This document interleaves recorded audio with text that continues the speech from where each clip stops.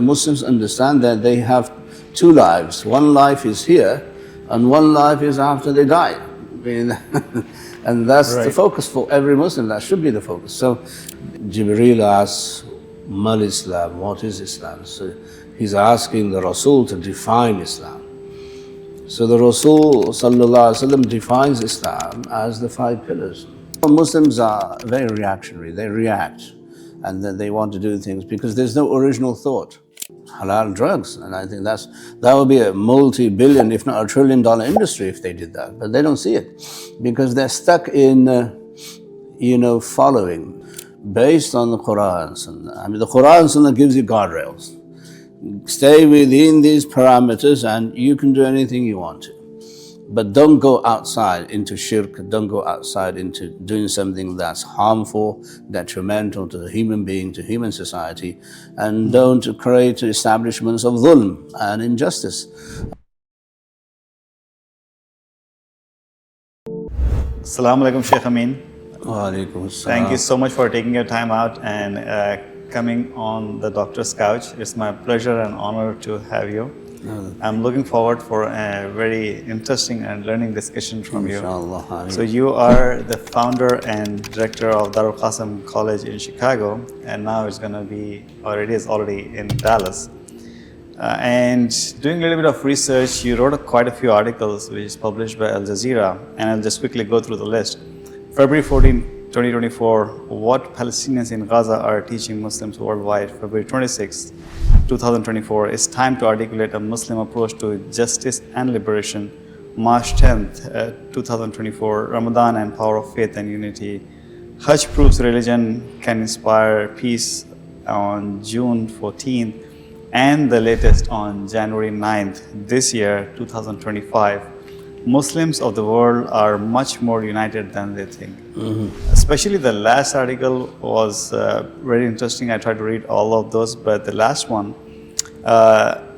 again, as you said, you rightly place your finger on the pulse of all modern day struggles by Muslims around the globe. But if I see from a different perspective, at least how it looked from outside, right? Despite believing in one God, one book, one religion, one prophet, the Muslims have never been divided as before. Like if you look from Morocco to Malaysia from a macro level, we Muslims in the West have our own set of challenges and problems. And on micro level, multiple sects, different mosques, different school of thoughts, ways to practice rituals, and the list goes on. Can you say the Muslims are united in reality? Seems more in theory than in practical. What's your take? How do you answer that? Well, it depends on how you define a religion, right? What constitutes a religion? So is religion based on your theology, your understanding of salvation, and the religious practices? If that is your understanding of religion, then you will agree that Muslims are united, at least the theory and the theological level, and also the daily practice. The 5 pillars, nobody disagrees with the 5 pillars.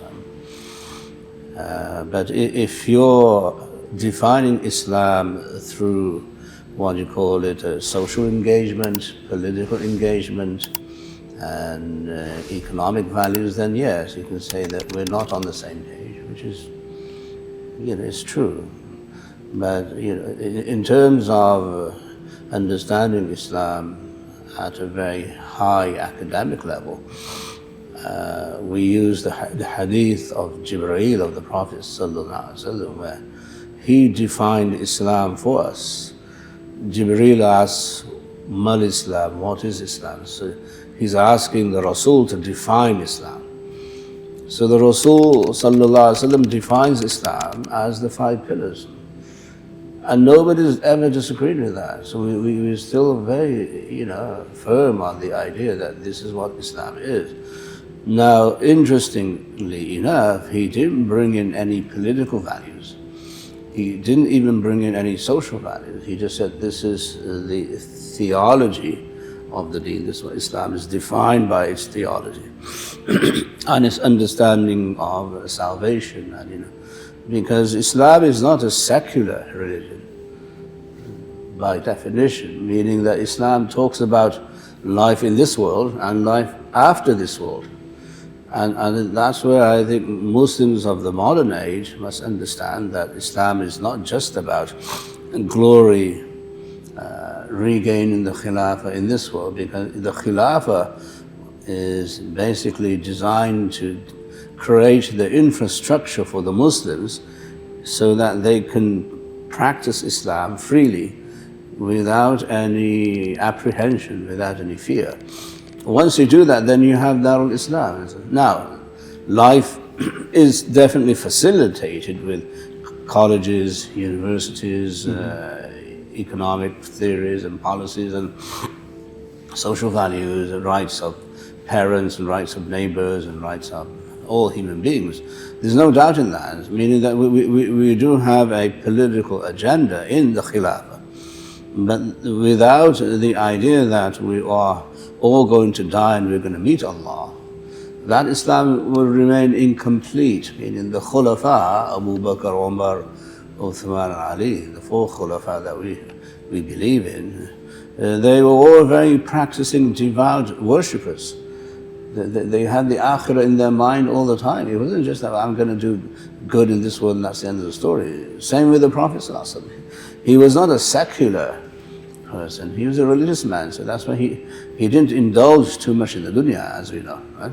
Right. So his focus was on ensuring that Muslims understand that they have two lives. One life is here, and one life is after they die.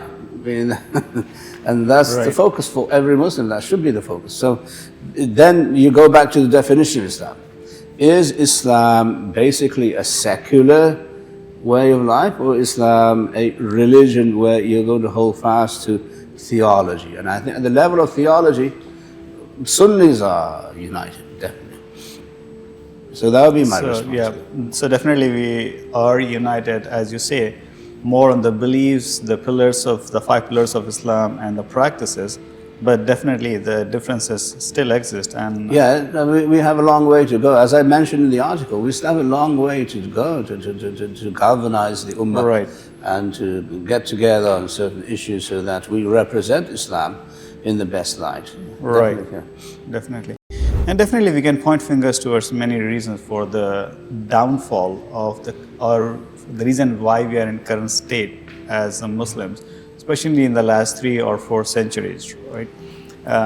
And few of the reasons is because of the disunity that you talked in your article. Again, disunity or unity, the way you look at it, decline in intellectual and scientific activity, that I'll be curious to know more from you. And one major challenge before I go into that intellectual and scientific part is I see the issue of nationalism and patriotism. So how should Muslim navigate in this secular world? Because as you mentioned, Islam is not a secular religion, but we will live in a secular world regardless how much we deny. So how this challenges of nationalism and patriotism, because some scholars even went to the up to the extent of saying nationalism is a modern day shirk. So what's your take on that? Definitely the major foundational problems with the nation state ever since it was invented, by the Europeans, the nation state and sovereign rule. But I think it works both ways. I think there's a two-way traffic sovereign state. One is that if you allow a state, meaning a country, a group of people, to decide that they have the right to self-determination, Haqqul Masir, we call it in Arabic. So if you're going to say that Pakistan has the right to govern itself the way Pakistan sees fit, then the question is, does the US or China or Britain have the intellectual prerogative to go into Pakistan law and say, we want you to change the law because it goes against our values? Theory of intervention. Okay? So intervention is not allowed, even in a nation state kind of sovereign rule. You're not allowed to interfere with the laws and the governance of any given independent country. So if you maintain that, then I think Muslims in the West, especially us here in the US, we have to stop, bullying our countries and say, well, why do they have this law of, say, apostasy? Okay, why does Singapore have a law of just killing people who are caught with drugs or something? But right. That's their sovereign rule. That's the whole point of, a nation state, that you have your own individual independent prerogative to enforce your laws based on your understanding of morality without interference from other countries. So I think that formula works if we allow people to do what they think is moral. Now, you can have an academic discussion that the capital punishment, for instance, is immoral, which is what the Europeans say about the US. All the European countries say the US is barbaric because they have capital punishment. And executions in the US are far greater than the executions in other countries put together. Okay. So what we have to do, at least from the academic point, and this is what I'm getting to, meaning that the Muslims must raise their academic awareness of how the world works. There's not emotional, a gangster street fight kind of attitude that we want to do things by bullying people and saying that this is wrong. Meaning that academically we must appreciate how the world does work. And I think until recently, until Israel is free to do whatever it wants to do, genocide doesn't matter. Nobody in the West, nobody in the world is saying anything against Israel, okay? Which is a human tragedy. Okay? It's devastating, and it's wrong, it's dhulm. So, meaning that on the whole, people don't interfere with each other's laws and rules of governance and policies whatsoever. And if we do that, but then the question is, then where is the debate? So the debate will be in academia. Academically, whose law is more capable of giving human beings a better understanding of peace, security, justice? Right. Unfortunately, geopolitics has different standards for different countries. Yes. And I totally agree with you. There needs to be academic discussion, but the implementation is definitely through politics and how they say might is right. But again, we as Muslims, if I talk only about the intellectual Muslims rather than the masses, how can we get out of this mindset of nationalism? Because it seems like the seeds that has been sown by the imperial British rules or maybe before that is taking effect now, and it's affecting the most right now. And that's how the modern non-Muslim world see the Muslims as divided and much incapable, right? If I go back to Morocco to Malaysia, like so many fragments, 53 countries, and maybe like hundreds or thousands of fragments within those countries itself, right? Yeah. So how can we get out of this nationalism? Like, I belong to this country and I'm superior, and I belong to that country, I'm superior, going back to this pre-Islamic... No, I agree. I agree. It's a cancer. It's a cancer, and it's a disease that, it's going to take a long time to cure. But I think the way you're going to overcome that is by introducing and educating people about our civilizational values. We have a theory at Darul Qasim which is called Islamic civilizational values, that our civilizational values are beyond boundaries, meaning that when a Muslim says Assalamu alaikum in Morocco and says Assalamu alaikum in Indonesia, it's a common civilization value. You've already united the Ummah on a value. And it doesn't matter which country you come from. So I think if we promote Muslim civilizational values, which is one of the courses we're offering on the Mars program, Muslim civilizational values, right, that if you introduce the Muslim mind and just get them out of this desperate need to, prove themselves politically. I think if you get them, the genius of the Prophet ﷺ was that he coupled Muslim success with the ability to enter Jannah. So you've already killed nationalism. You've killed secularism. Okay? The unity of the Ummah is only going to happen if you desecularize the Ummah. And nationalism does anything but that. Nationalism is all about being secular, right? Right. This is my country. I want to do this, and I'm going to measure my success based on how many Nobel laureates I have in my country, which is ridiculous. Who cares about the Nobel Prize? Some people do, but many of them. We do have. You go into science, technology, and research and development. And Muslims have yet to establish a single university in their countries where non-Muslims come and learn from that university. There's not a single university in any Muslim country where a non-Muslim from Europe will go to that university in a Muslim country and say, I want to go there to learn. Yeah. So that the academic decline, if you want to be secular, then do it right. Yeah. You have to raise the bar of academic excellence, even if you want to be secular, because that's the gold standard. But we haven't done that. We don't even think of it that way. That we now there are some what do you call it, band-aid solutions that some people are making, that you want to bring in Cornell University into Qatar and Dubai or Abu Dhabi, and but that is not going to help until you develop your individual citizens to actually appreciate scholarship. As you mentioned, Sheikh, that the recent possible adoption of Cornell University in some of the Middle East countries. So I would say that why you need to adopt something when you already had something a few centuries ago in Baghdad and other Muslim lands. So we have to go into original thinking.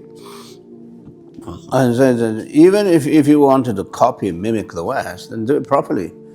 You might be much more successful than if you went in a reactionary mode. At the moment, Muslims are very reactionary. They react, and then they want to do things because there's no original thought. So science requires you have original thought, you have original thinking, discovery, and technology and research.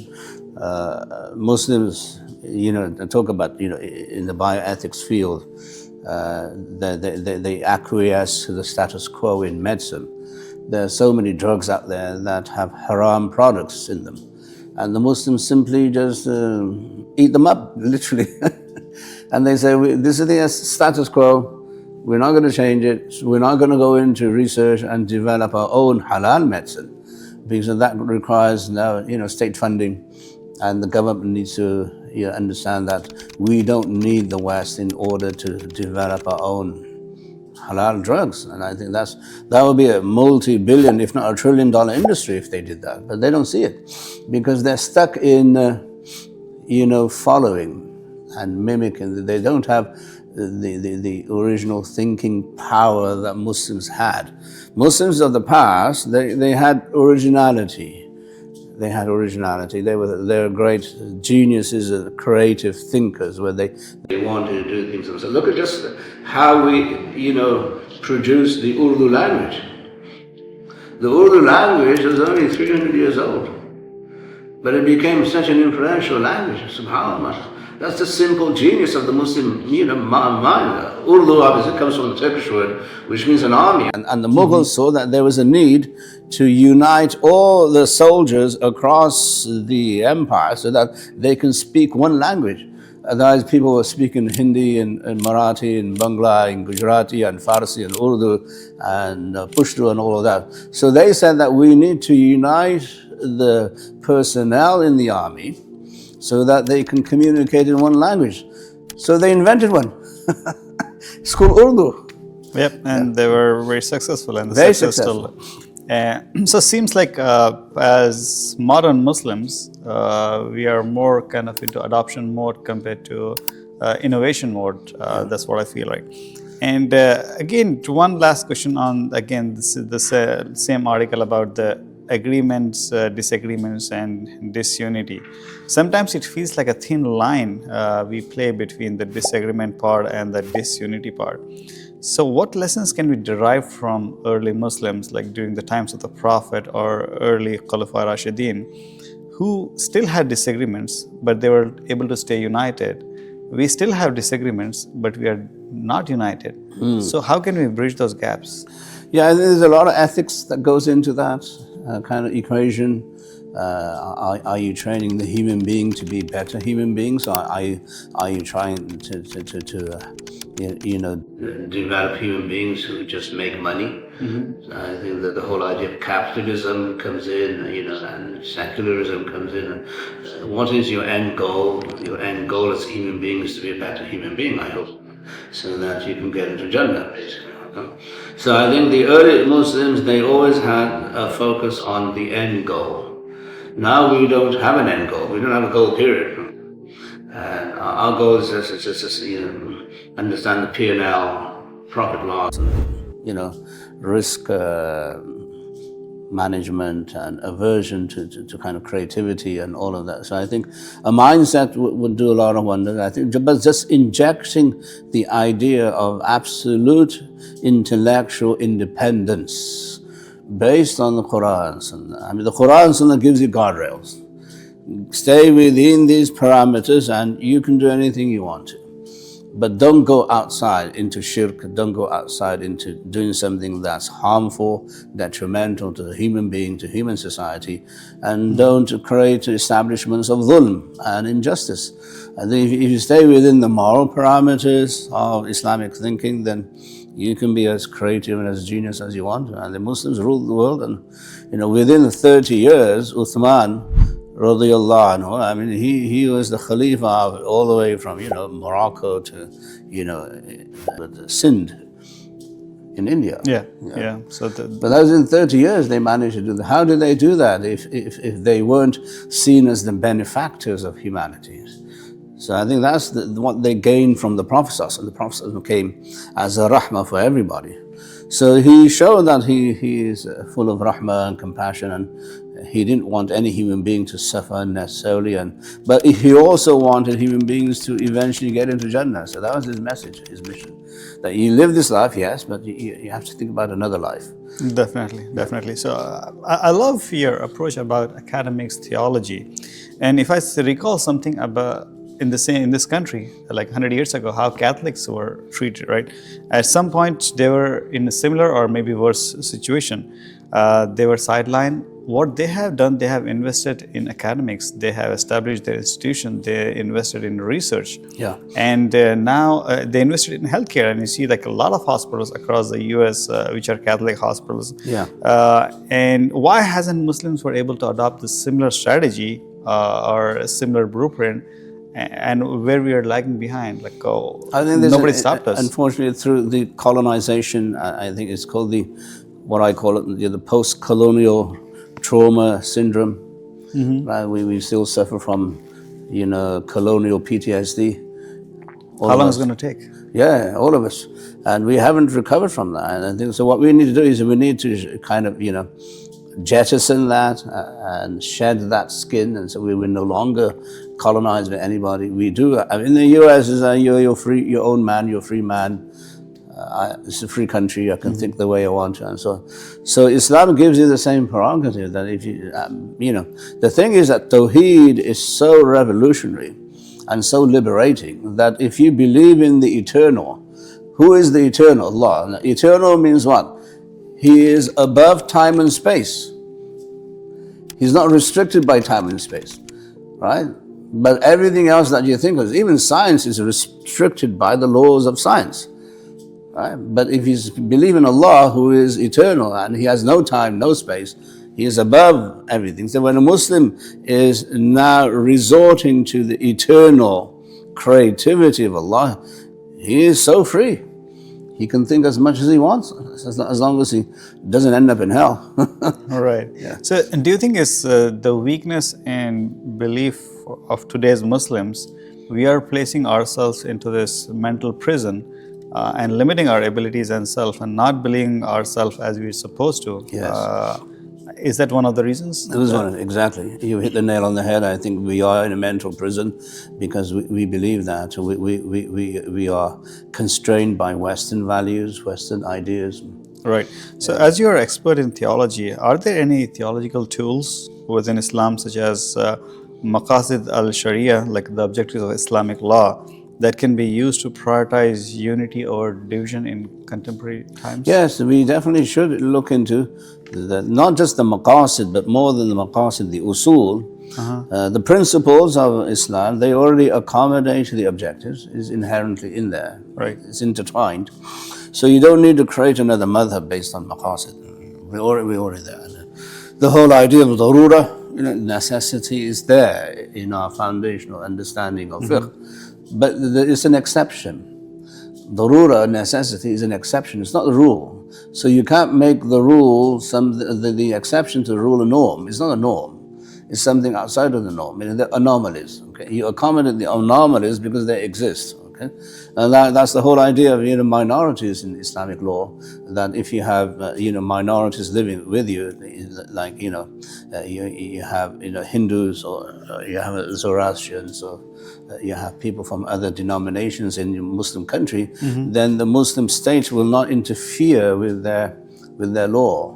They'll let them rule the way they want, as long as they maintain the civil standards. Right. And so on. So I'm saying that's anomaly. But you can't say that when you come to Darul Islam, or now Sikhs and all Zoroastrians and all Hindus will be accommodated by, because that's an exception to the law of Islam. Okay? So we accommodate exceptions by definition. But you can't say that the maqasid of Islam is that we must accommodate Hindus. There's a difference in thinking. Yeah? Accommodation is good because that's part of the human construct. Muslims, when they ruled in India, they were a minority. They weren't a majority. And they accommodated the Hindus in so many different ways. We never blew up temples. In Mughal India, there's not a single case where a Mughal destroyed a Hindu temple. Not a single case. Meaning we are accommodating as part of our construct of accommodating anomalies, exceptions. Okay, but we didn't make it a principle that we have to do this because it's our religion. See, it is the way it is, where we believe in a kind of what you call coexistence. Right. Yeah. So we were okay. We didn't have any communal violence in Mughal India, and everybody lived peacefully next to each other. In fact, Mughals, some historians say they were too accommodating. Right. As you mentioned, Sheikh, as Muslims who are in the ruling class during the time of Mughals, you have set a good examples how they were able to accommodate every other minorities or the majorities. And similarly, Muslims who are in the Muslim majority countries, they were able to accommodate the minorities who are non-Muslims. Now here in West, Muslims are the minorities. So what practical advice would you give to Muslims in minority communities like in the West on collaborating across sectarian lines to build stronger unified networks? And what is the role, or what should be the role of religious scholars and leaders? Yeah, that's a billion-dollar question, and I think we do need to engage with the people of the country we live in. That's a Muslim responsibility. It's an obligation that you have to engage with, your neighbors, with your local community. You have to make sure that you speak the truth. You do amr bil ma'ruf, nahy al munkar, enjoining the good, and prohibiting the evil. If there's a drug problem in your local community, you should be there protesting against drugs or even abuse or violence and so on. I don't think you can afford to be insular. Isolationism and insularism is not the key to our success or survival. We'll just be wiped out if we become insular and isolated. I don't think that's integration has its limits. Do we need to be integrated? At a certain level, definitely, that we can open up, businesses that are good for non-Muslims and Muslims altogether. But I think the psychological impediment I see is that we believe we're minorities. I don't think we should believe we're minorities. I think we're part of the American system. We are citizens of the country. We're no longer guests. The USA gives us citizenship, which means what? You are an equal subject. You're an equal citizen. So behave as if you're an equal citizen. Why you say you're a minority? You don't need to be a minority. The law doesn't treat you as a minority. Okay, now social media, maybe the media does, and it's very, very, very intriguing and fascinating that the Muslim community is the only community where it is addressed as a religious denomination, not as a nation state. Meaning they don't discriminate. If you're Muslim, they don't care whether you're from Morocco, Tunisia, or Algeria. You're Muslim. But if other people commit a crime, they say, oh, this was a Polish guy, or this is a Jew, a Hindu, or this Indian guy, the Chinese guy, the Asian, or whatever. But they managed to put Muslims in one bucket. Meaning they did the job for us. They've united us. So that you can no longer hide behind your nationalism. You're Muslims. It doesn't matter if Pakistani, Indian, Chinese, you are Muslim. You're in this bucket. You're a Muslim. Where they've classified us based on religion, not on the nation state. It was very intriguing how things happen. So I'm saying that we should stop thinking that we are a minority. Let's engage as if we're part of the system, because we are. Everybody has a social security number, so you're already part of the system, right? Everybody pays taxes, so you're already part of the system. So why are you behaving as if you are marginalized? You're not marginalized. The marginalization is in your mind. Other than obviously, institutional racism, I think most Muslims enjoy a certain level of accommodation, freedom, participation at work, in businesses, when they're driving. Customer service supposed to be, non-discriminatory, and the whole it is. Yeah. No, I agree with you on most extent. Is definitely the equality, but again, it's our own mindset that we are limiting ourselves and kind of isolating. Exactly. And as you we want to play the victim card always. We have this inherent need to play, that we are the minority, we are victims, we are marginalized, and therefore we should have preferential treatment.